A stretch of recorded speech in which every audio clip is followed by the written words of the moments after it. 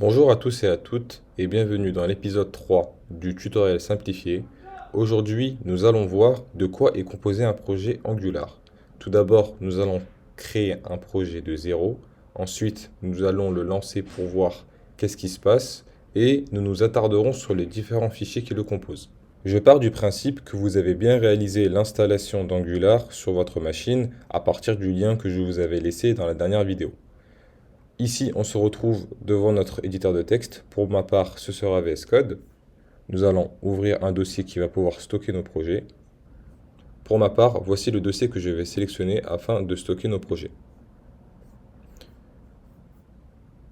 Une fois arrivé ici, pour créer un nouveau projet, nous utilisons la ligne de commande ng new suivi du nom du projet. Je vais l'appeler My Application.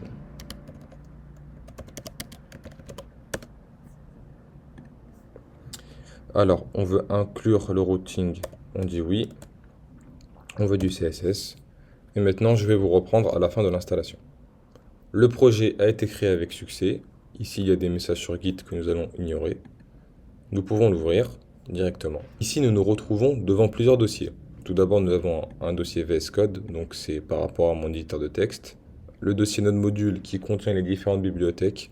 Quand vous installerez une bibliothèque JavaScript, vous pouvez la retrouver ici. Et ici, ce sont des fichiers de configuration que nous n'allons pas voir dans ce tutoriel.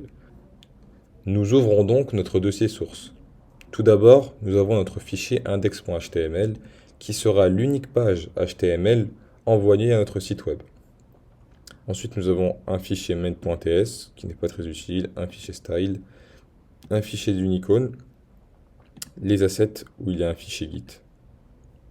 Étudions plus précisément le dossier app. Comme vous pouvez le voir, il est composé de plusieurs fichiers. Il est composé d'un fichier routing et d'un fichier module. Nous étudierons ces deux fichiers dans une prochaine vidéo. Et il est composé de 4 fichiers components. Dans la prochaine vidéo, nous étudierons qu'est-ce qu'un composant et quelle est leur utilité. Tout d'abord, nous allons lancer le serveur. Je l'avais lancé pour des tests précédemment, nous allons l'arrêter. Avec la commande ngserve.